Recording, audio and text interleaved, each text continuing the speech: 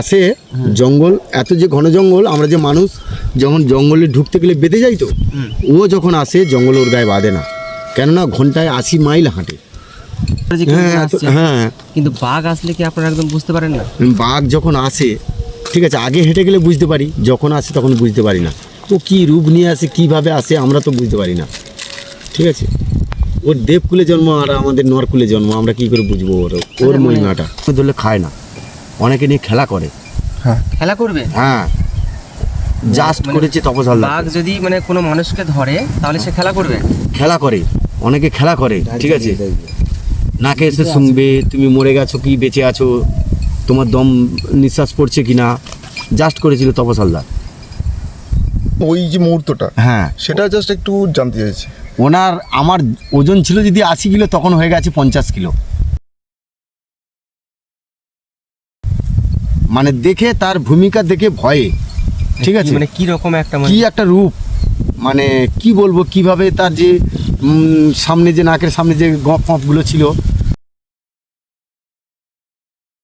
সেগুলো যেভাবে দাঁড়িয়ে গেছে খোঁচা হয়ে, সে আমার দিকে যেভাবে দৃষ্টিভঙ্গিতে দেখছে, ঠিক আছে, মানে আমার কাছে, আমার মতো 5 জন আসলে তার কাছে কিছু না। ভয়ঙ্কর ঘটনা বলতে, আমি নদীতে গেছিলাম মাছ ধরতে, আমার সঙ্গে একজন ছিল।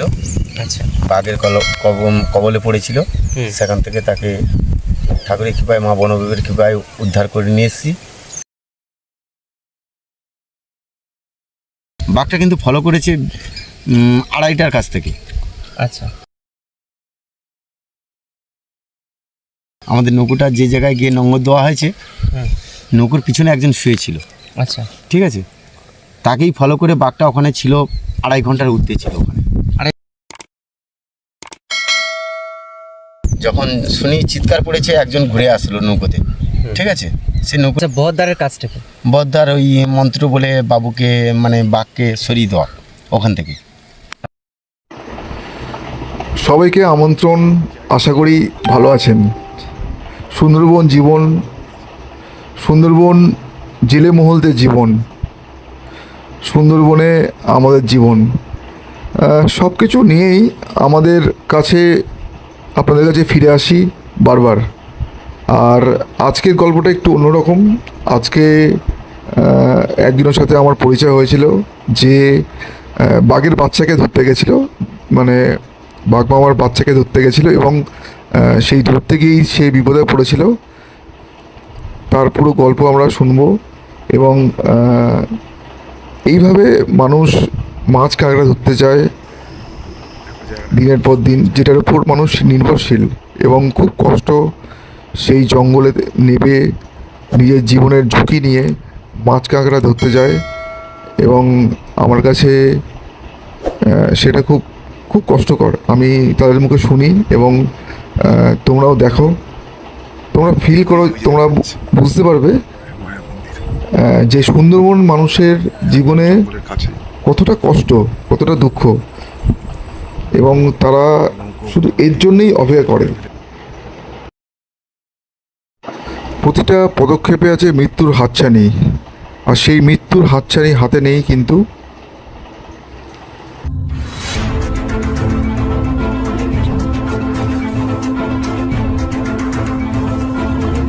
বছর আছে মানে নৌকো নিয়েই মাছ কাঁকড়া ধরছে? 40 বছর। আচ্ছা, এই 40 বছরের মধ্যে আপনার সব থেকে ভয়ঙ্কর ঘটনা ঘটেছে নিজের সঙ্গে, সেটা একবার আপনি শেয়ার করুন। ভয়ঙ্কর ঘটনা বলতে, আমি নদীতে গেছিলাম মাছ ধরতে, আমার সঙ্গে একজন ছিল। আচ্ছা, বাঘের কবলে পড়েছিল, সেখান থেকে তাকে ঠাকুরের কৃপায়, মা বনবিবির কৃপায় উদ্ধার করে নিয়ে এসেছি। ঠিক আছে, অনেক টার্গেটে পড়েছিলাম। আচ্ছা, কিছু মানুষ পিছিয়ে গেছে, কিছু মানুষ এগিয়ে এসছে, এসে তার মধ্যে আমরা তাকে নিয়ে আসি। আচ্ছা, ওটা হচ্ছে কোন জঙ্গলে হয়েছিল? ওটা হয়েছিল টাইগারতে, টাইগার বড় ভারাবনি, টাইগার বড় ভারাবনি। বড় ভারাবনি, হ্যাঁ। আচ্ছা, মানে আপনাদের সঙ্গে গিয়েছিল নাকি? না, হ্যাঁ, আমার সঙ্গেই গেছিল। মানে কি ভুল ছিল, কি মানে প্রথম থেকে একটু আবার খুলে বলুন, মানে আপনার যেটা মনে আছে, যা ঘটনা ঘটেছে। ব্যাস ব্যাস, উনি আমার সঙ্গে, ওনার নাম হচ্ছে সীমন্ত নাইয়া। উনি আমার একটু জোরে বলবেন। হ্যাঁ, ওনার নাম হচ্ছে সীমন্ত নাইয়া। আচ্ছা, ঠিক আছে, উনি আমার সঙ্গে একসঙ্গে নদীতে যায়। উনি আগে লেবে গেছে জাল ফাল নিয়ে মারবে বলে, হুম। আর আমি লাস্টে যাচ্ছি, যখন শুনি চিৎকার পড়েছে, একজন ঘুরে আসলো নৌকোতে, ঠিক আছে, সে নৌকোর মধ্যে চলে এসেছে ভয়ে। আর ওখানে দুজন থাকে, তখন আমি একজনকে, আমাদের যে বহদ্দার ছিল নৌকোতে, আচ্ছা, বহদ্দারের কাজটা কি? বহদ্দার ওই মন্ত্র বলে বাবুকে, মানে বাঘকে সরিয়ে দেওয়া ওখান থেকে।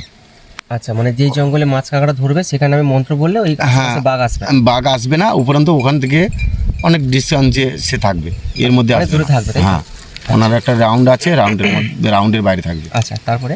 তা উনি তারপরে লাভলো, লেবে ওটা একটুখানি বলছি, ওটার সময়টা কোন, মানে কোন সময় ছিল অ্যাকচুয়ালি? বিকেল 4টে 4:30 নাগাদ। আচ্ছা আচ্ছা আচ্ছা আচ্ছা। ঠিক আছে, আচ্ছা। বাঘটা কিন্তু ফলো করেছে 2:30টার কাছ থেকে। আচ্ছা। আমাদের নৌকোটা যে জায়গায় গিয়ে নম্বর দেওয়া হয়েছে, হুম। নৌকোর পিছনে একজন শুয়েছিল, আচ্ছা, ঠিক আছে, তাকেই ফলো করে বাঘটা ওখানে ছিল, 2.5 ঘন্টার উঠতে ছিল ওখানে। 2.5 ঘন্টা? তার আগে কিছু বুঝতে পারেননি? না, কেউ কিছু বুঝতে পারে না, আমরা তো নৌকো রেখেছি নদীর মধ্যে, আচ্ছা। নৌকোর পাছাটা ওইদিকে যাচ্ছে আসছে, ঠিক আছে, হুম। হাওয়ার মধ্যে ঘোরাফেরা করছে, নৌকো যাচ্ছে আসছে, তা বাঘটা কিন্তু ফলো রেখেছে।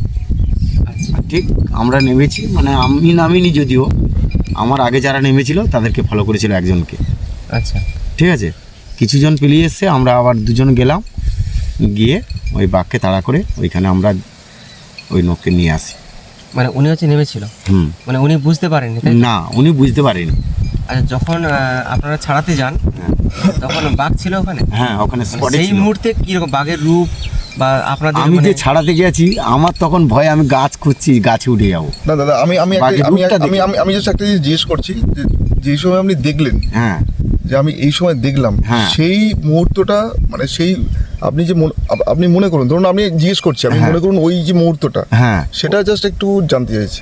ওনার, আমার ওজন ছিল যদি 80 কিলো, তখন হয়ে গেছে 50 কিলো, মানে দেখে তার ভূমিকা দেখে ভয়ে, ঠিক আছে, মানে কি রকম একটা মানে কি একটা রূপ, মানে কি বলবো, কিভাবে তার যে সামনে যে নাকের সামনে যে গপ ফপগুলো ছিল, সেগুলো যেভাবে দাঁড়িয়ে গেছে খোঁচা হয়ে, সে আমার দিকে যেভাবে দৃষ্টিভঙ্গিতে দেখছে, ঠিক আছে, মানে আমার কাছে, আমার মতো 5 জন আসলে তার কাছে কিছু না, 5 জন কি 20 জন এলে কিছু না, মানে তার সেই সময় যে ভূমিকাটা দেখছি, মানে তখন সে হুঙ্কার করেনি, কিছু করেনি? কিছু করেনি, তার যে তাকানো টাইপটা, উপরন্ত যে মুখটা ঘোরানো এইভাবে, ঠিক আছে, বেড়ালের মতো, বেড়াল একটা রেগে গেলে যেইভাবে একটা দৃষ্টিভঙ্গি নেয় না, ও প্রপার তাই, ঠিক আছে, হ্যাঁ, ওই যে দৃষ্টিভঙ্গিটা নিয়েছে, তখন আমি কি বলবো, আমি যে এত সাহসে গেছিলাম যে দৃষ্টিভঙ্গিটা নিয়ে যে ওকে পিটবো কিংবা মারবো কিংবা ওকে তাড়া করব, তখন আমার নিজের ইচ্ছে হচ্ছে যেন আমি পিছু হটে যাই, কেউ যেন বলছে তুই পিছিয়ে হটে যা,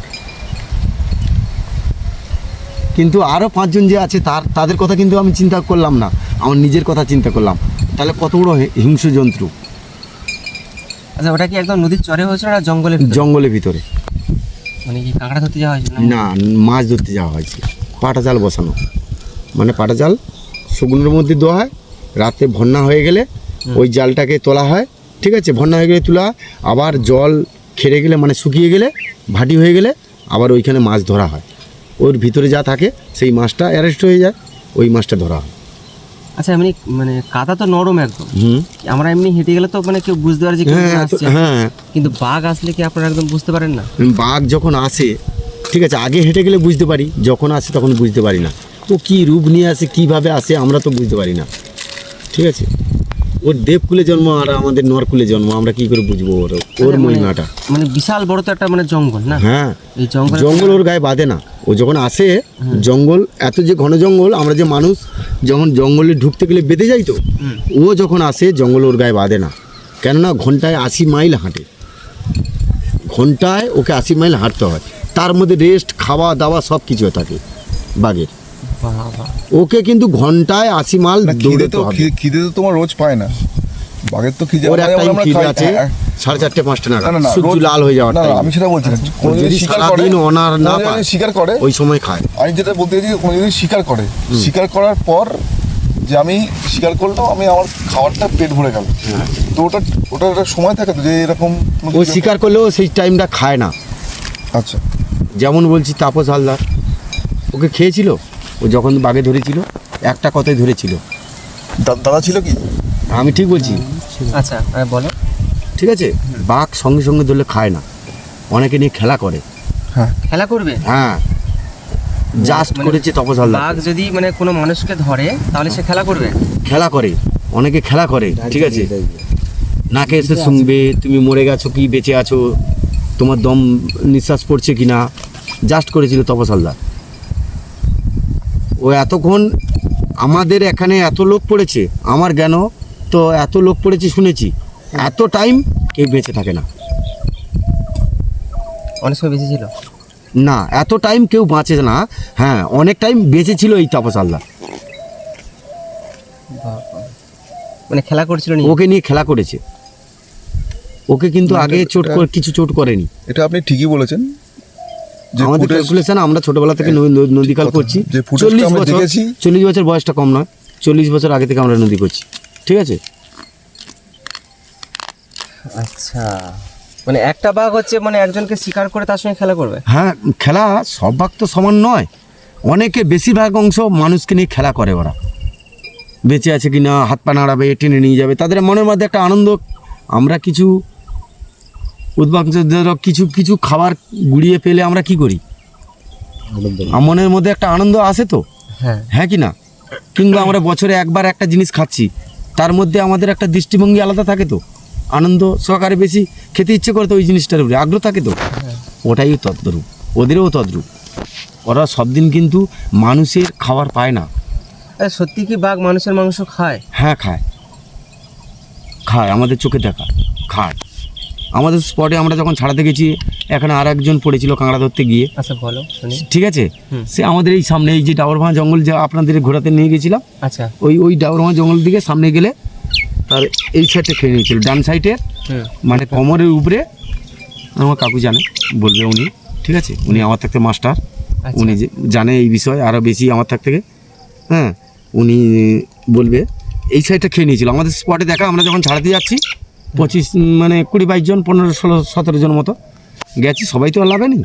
হ্যাঁ, যে কজন লেবে গেছিলাম মশাল ফসাল করে আগুনের ইয়ে করে নিয়ে গিয়ে। আর সত্যি কি মশাল জ্বাললে বাঘ ভয় পায়? হ্যাঁ, ও আগুনকে দেখলে ভয় পায়, আচ্ছা ঠিক আছে, আগুনকে দেখলে যথেষ্ট ভয় পায়।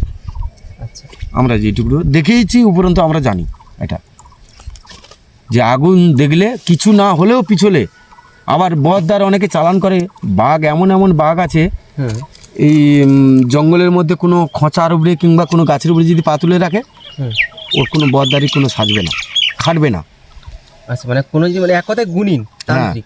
যতটা তান্ত্রিক হোক, একমাত্র জঙ্গল জ্বালানো ছাড়া হুম। ওর কোনো উপায় নেই ওই বাঘকে ওখান থেকে হটাবে। আচ্ছা। এবারে একমাত্র বহদ্দারের আর একটা উপায় আছে, লাস্ট অগ্নিবাণ মারবে, মারলে ওই জঙ্গল জ্বলবে যখন, তখন বাঘ পালাতে রাস্তা খুঁজে পাবে না। অগ্নিবাণ? অগ্নিবাণ লাস্ট, সব জায়গায় করে না কেন না, জঙ্গলের মধ্যে মা থাকে, মা বনবীর থাকে। হ্যাঁ, ওনার শাড়ি ফাড়ি পরে যায়, উনি তাহলে আর কোনোদিন জঙ্গল খাল করতে পারবে না। অগ্নিবাণ মারলে আর কোনোদিনও উনি আর জঙ্গলে যেতেই পারবে না। ওনার জীবনের লাস্ট বিদ্যে বলো আর লাস্ট জঙ্গল ছাড়া বলো, ওই। আচ্ছা।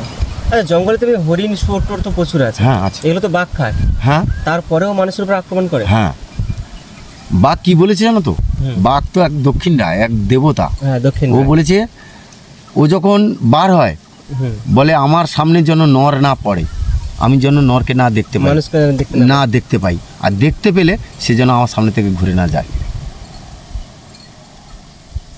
কি বলেছি বুঝতে পেরেছো? আচ্ছা। ঠিক আছে, মা বনবীর পালা পড়লে অনেক কিছু বোঝার আছে ওখানে। আচ্ছা, সুন্দরবনের দুটো অংশ, একটা টাইগার একটা বেঙ্গল। হ্যাঁ। মানে টাইগার বেঙ্গল মানে সব জায়গায় গেছো তোমরা? হ্যাঁ, আমরা তো সব থেকে ভয়ঙ্কর জঙ্গল বা ভয়ঙ্কর মানে এর মধ্যে কোনটা হতে পারে? টাইগার। টাইগার। টাইগার মানে টাইগারের তো অনেক জঙ্গল আছে। বাঘকে দাঁড়াতে বললে দাঁড়াবে না, বেঙ্গলে দাঁড়াতে বললে দাঁড়াবে। বেঙ্গলে বাঘকে হাংমালে দাঁড়িয়ে যাবে, মানে ডাক দিলে দাঁড়িয়ে যাবে। চিল্লালে, আমি যদি চিল্লাই যে বাঘ আসছে, ঠিক আছে, হুম। আমার একটা গলার ভোল্টেজ আছে তো, হ্যাঁ। আমি যখন চিল্লাবো তখন বাঘ দাঁড়িয়ে যাবে, কিন্তু টাইগার দাঁড়াবে না, ও আসবে নেমে চলে যাবে। কেন বলো তো, বড় সমুদ্রের পাড়ে তো, ওর ঢেউর আওয়াজ শুনে শুনে ওর কান তালা মেরে গেছে, কানে কালা, শুনতে পায় কানে না। শুনতে পাচ্ছে না, ও যেটা দেখতেই পাচ্ছে সেইটাই। আরেকটা কথা দাদা শুনেছি যে ওদের কানের যে এগুলো আলাদা হয়, সামুদ্রিক যে বাঘগুলো, মানে বেঙ্গল হলেও টাইগার হতে আর পারে, আমি অতটা ডিফারেন্ট। ঠিক আছে, অতটা হয়তো জানা নেই, হলেও হতে পারে, না হওয়ার কিছু নেই। মানে সমুদ্রের পাশে যেসব জঙ্গল সব বাঘ কানে কালা। বড় বড় সমুদ্র, মানে ধরো সাগর, বঙ্গোপসাগরের মানে সাইডে। ঢেউয়ের আওয়াজে কানে কালা হয়ে গেছে। হ্যাঁ, এই যে কেন্দ্রখালি কেন, আর তোমার বড় কন্যা, ছোটো কন্যা, বাগমারি, বতির বেড়, এইসব যে আমার কাকুরা যায়, আমি এত দূর যাই না, আমি আশেপাশে থাকি, যেহেতু আমার কাছাকাছি থাকি, আমি বেশি